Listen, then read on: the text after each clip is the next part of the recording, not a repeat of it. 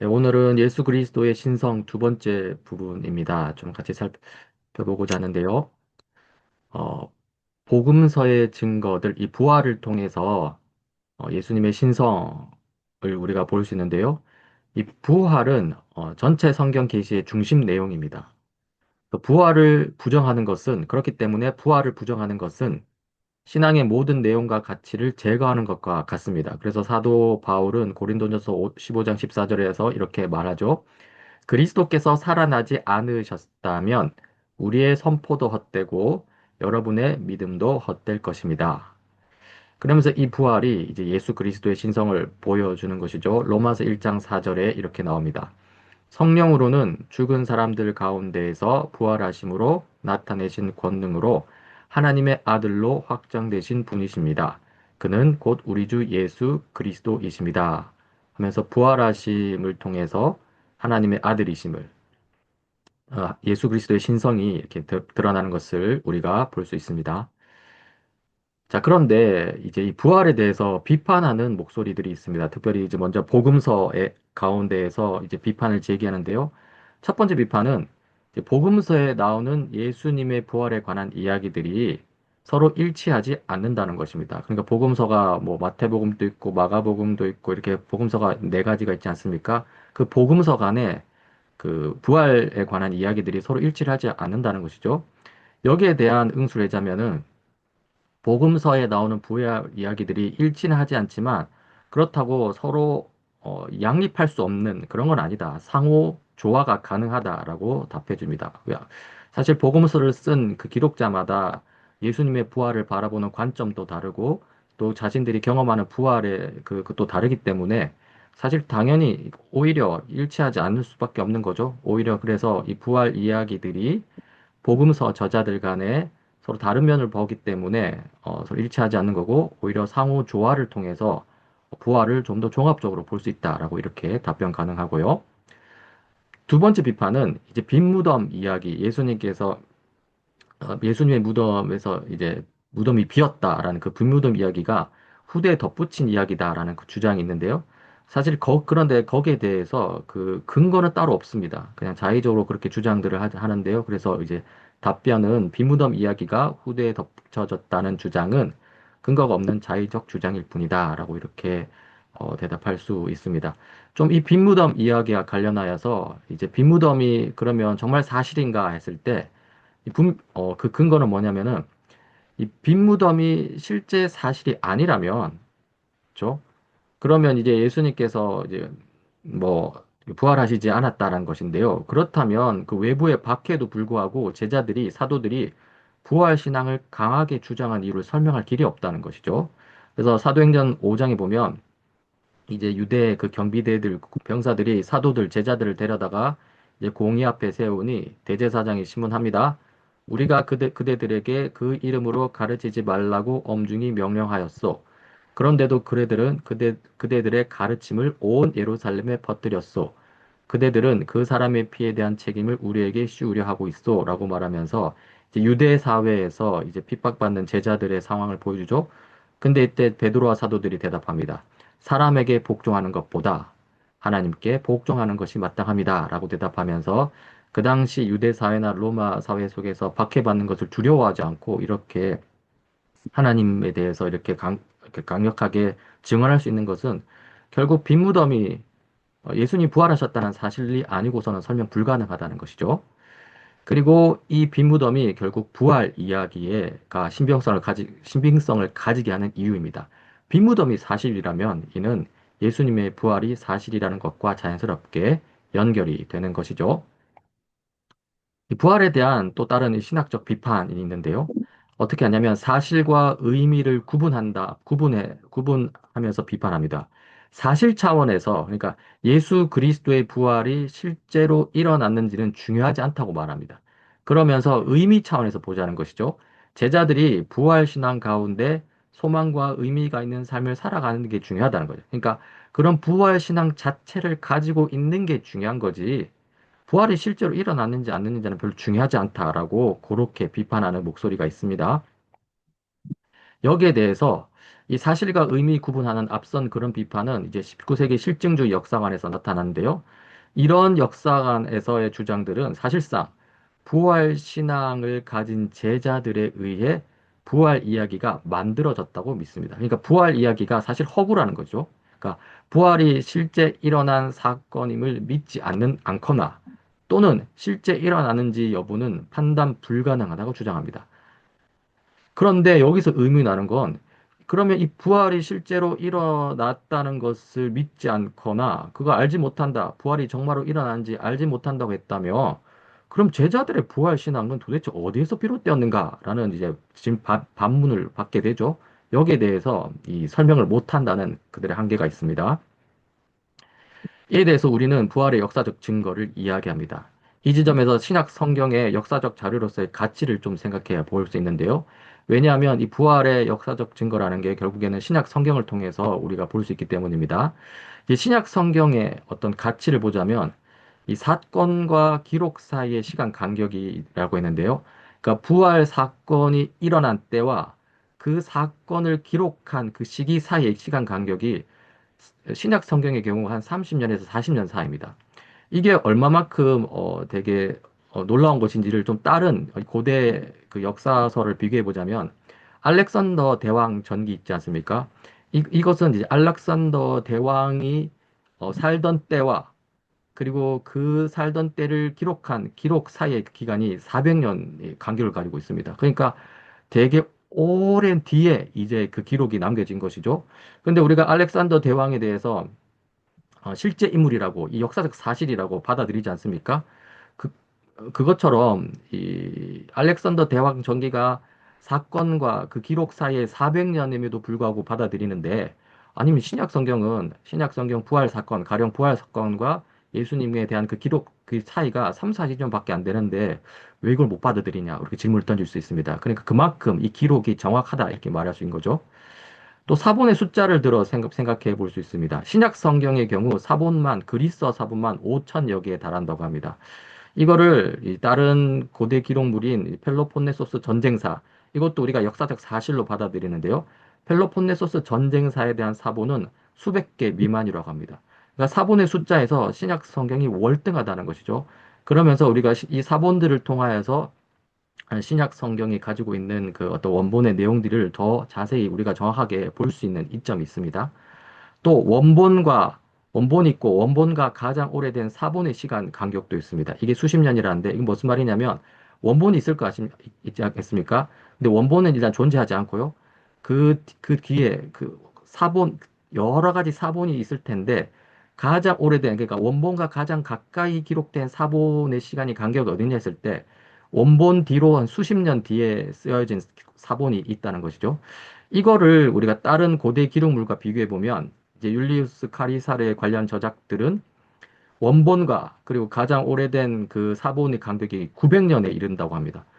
그런데도 불구하고 이제 율리우스에 관한 이야기들을 우리가 역사적 사실로 받아들이지 않습니까?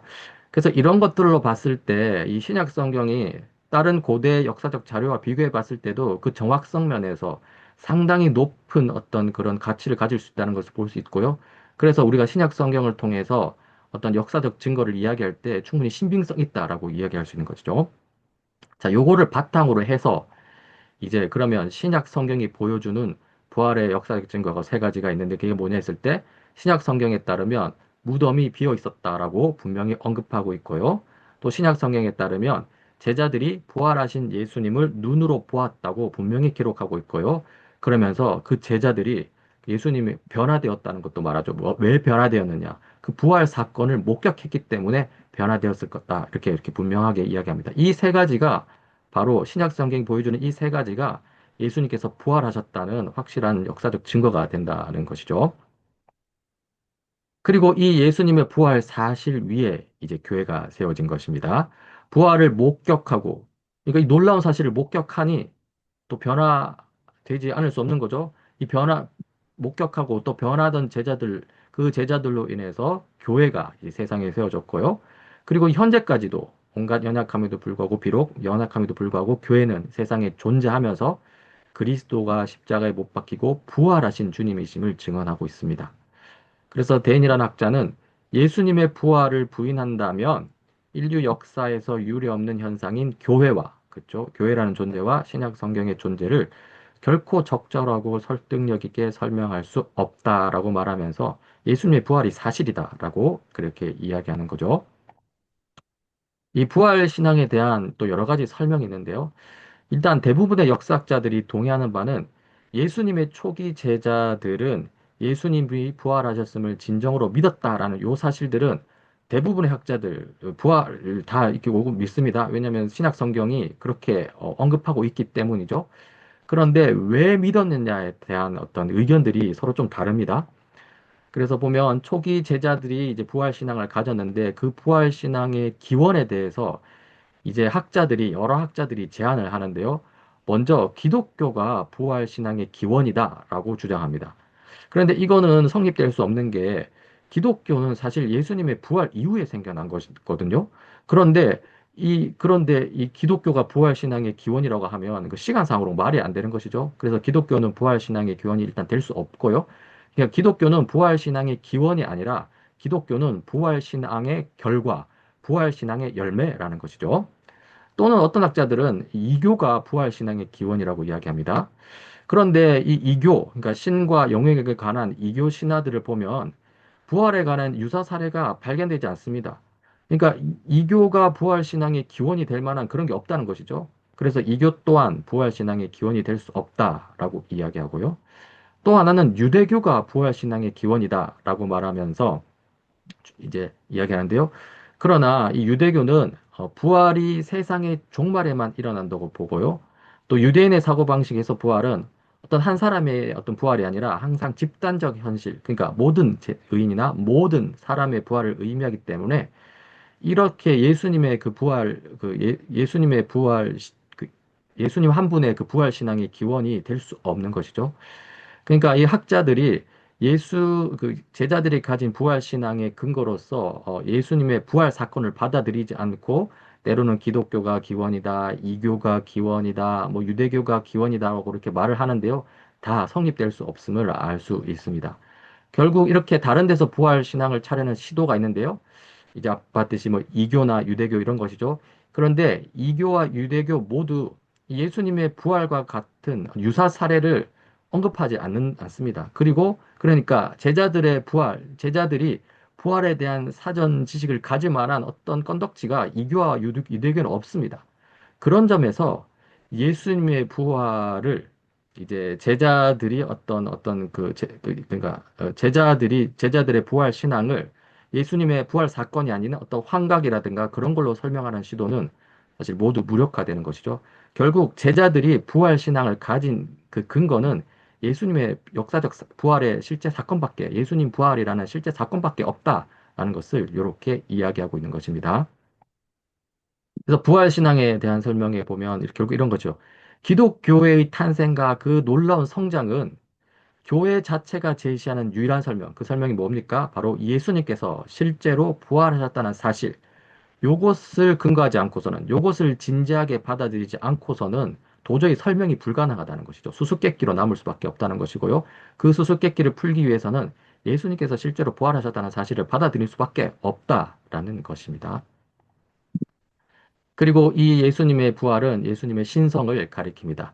예수님의 가르침과 사역 전체의 맥락에서 보면 부활 사건은 예수님의 신성에 대한 압도적 증거다 이렇게 되는 것이죠. 그래서 앞서 로마서 1장 4절에서 보았듯이 성령으로는 죽은 사람들 가운데에서 부활하심으로 나타내신 권능으로 하나님의 아들로 확정되신 분, 우리 주 예수 그리스도라는 것을 통해서 예수님의 하나님 아들 되심, 신성을 우리가 확인할 수 있습니다. 그리고 승천인데요. 예수님은 부활하신 후 40일 동안 제자들에게 나타나셨고요. 그리고 제자들을 가르치신 다음에 승천하셨죠.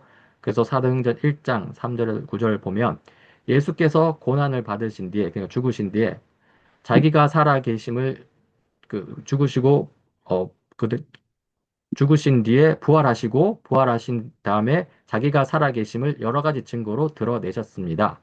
그는 40일 동안 그들에게 여러 차례 나타나시고 하나님 나라에 관한 일들을 말씀하셨습니다. 그리고 이렇게 말씀하신 뒤 다음에 예수가 그들이 보는 앞에서 들려 올라가시니 구름에 쌓여서 보이지 않게 되었다라면서 이제 승천을에 대해서 이렇게 기록을 하고 있는 것이죠. 이 승천의 의미는요, 결국 예수 그리스도는 하나님이시다, 신적 존재다라는 것입니다. 앞서 예수님께서 이제 하늘로 올라가 구름에 쌓이셨다고 그랬는데요. 이 구약에서 이 구름은 하나님의 영광 또는 그리고 하나님의 임재를 의미합니다. 그래서 하늘에 오르셔서 구름에 쌓이신 승천하신 예수님은 이제 신적 존재임을 보여주는데요. 구약에 보면 모세 시대 때 성막이 완성된 때 이 상황에서 이렇게 보면 이렇게 기록합니다. 그때 구름이 회막을 덮고 주님의 영광이 성막에 가득 찼다라고 말하고요. 솔로몬 시대 성전이 지어진 후에 보면 주님의 영광이 주님의 성전을 가득 채워서 구름이 자욱하였으므로 제사장들은 서서 이를 볼 수 없었다라고 말하면서 구름을 통해서 신적 존재의 임재를 드러냈는데 마찬가지로 승천하신 예수님도 구름 가운데 쌓이심을 보여주면서 신적 존재임을 보여준다는 것이죠. 또 하나 승천을 통해 이 부활하신 주님이 우주를 통치하시는 신적 존재임을 제자들에게 확신시켜 줍니다. 그래서 마태복음 28장 18절에 보면 예수님께서 이 제자들에게 말씀하신 거죠. 나는 하늘과 땅의 모든 권세를 받았다라고 말씀하셨는데요. 여기에 대해서 이제 나중에 하나님께서는 이 예수를 높이 올리셔서 자기의 오른쪽에, 그러니까 오른쪽에 앉히셨습니다라고 하죠. 그래서 신적 존재로서의 권능을 가지는 것을 우리가 볼 수 있습니다.